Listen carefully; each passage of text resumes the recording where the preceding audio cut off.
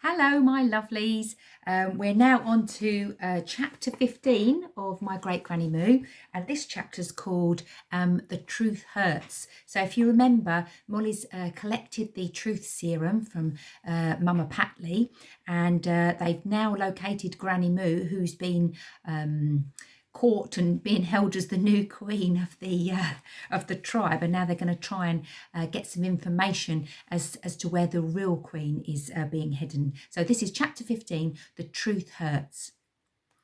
Opposite are two men chomping and slurping their way through a plate of juicy ribs. I watch them as they greedily gnaw at the bones, dribbling the sticky sauce down their chins and wiping it roughly with the back of their hands. One of them has a huge black moustache, and there are drops of sauce stuck to it as he chomps and chews his way through his meal. Both of them say very little to each other, and both of them chew noisily, with their mouths open.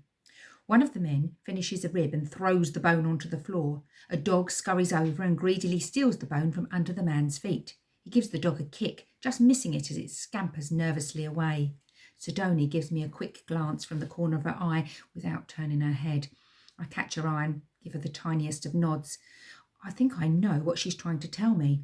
These men must belong to the Nuevo Vida gang, and I can honestly say that they look much more frightening in real life than they did in my head. Sidonie puts her hands on the table and innocently holds one of her fingers with her other hand. I'm pretty sure she is trying to tell me to get the ring ready. At least, I hope that's what she means. I curl my fingers around the ring in my pocket and slip it onto my finger. It's weird, because when I put the ring on my finger before, it was far too big for me. It slipped and twirled around my finger, and I'm sure I would drop it and lose it. That was why I'd kept it in my pocket in the first place. But now, as I slip my finger into the ring, it fits tight to my finger. I bring my hands casually onto the table, trying not to look in the direction of the two slobs opposite me. Sidonie reaches for the platter of ribs in the middle of the table. She slides the platter along to me, asking if I'd like to take one. As I reach for the ribs, suddenly Sidonie knocks over the water jug. Water begins to pool all over the table, and she quickly starts to mop it up with a huge silk handkerchief taken from her pocket hidden in her robes. As she mops and waves the material around, the men opposite grumpily lift their plates to stop the water from trickling into their food. Sidonie stands too, apologising profusely and turning her back towards me slightly so that I'm hidden from their view. While this commotion is going on, I raise my hand over the ribs. I've no idea what I'm going to do, but my hand almost seems to move by itself. I gaze in wonder as the emerald stone lifts up and the honey-coloured liquid flows from it over the meaty ribs on the platter in front of me. Just at that moment, the two men plonk their plates noisily back down on the table and begin chewing noisily. I quickly pull the ring away from the plate of ribs, and Sidonie turns back to face me. She gives the tiniest nod of her head in my direction, and I return the nod, lowering my eyes to the platter. "Please, gentlemen, have some more," she says, smiling charmingly at the two men in front of her. "I feel so guilty that I almost ruined your meal with my carelessness. I insist, have these. We will wait for the next plate."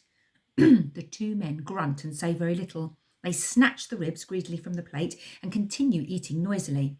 I smile. Inwardly, my heart is beating wildly in my chest. Now what? We continue our meal in silence. I only pretend to nibble at the food. I don't want to risk eating some of the truth serum by mistake. I don't think me blurting out the reason for our visit would do much good. "By the way, we're here to get you to tell us where Queen Atototzli is, and then we're going to rescue my gran." No, I don't think that would help at all. The men seem to chomp and slurp for ages, and I'm beginning to wonder if our plan is going to work or if the truth serum is of no use.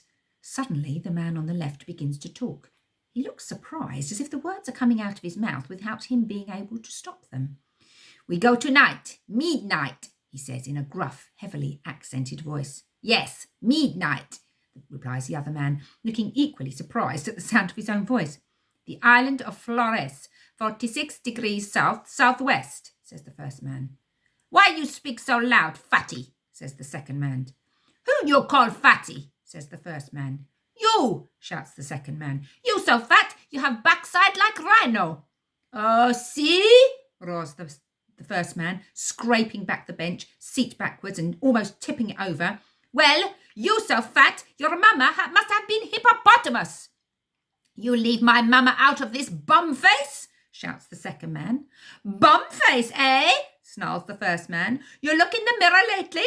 You have face like baboon's backside, pink, fat and hairy. Your moustache, it look like a big fat caterpillar crawling across your fat, pink, sluggy lips. See? Yells the second man, now jumping angrily to his feet and nearly tipping me and Sidonie from our seats. He bangs his fist down on the table, and Sidonie and I see this as our chance to escape before the two men end up in a fight. We hop over the back of the bench and leave the two men to their quarrel. As we scurry away, I can't help smiling as I hear the two men hurling insults at each other.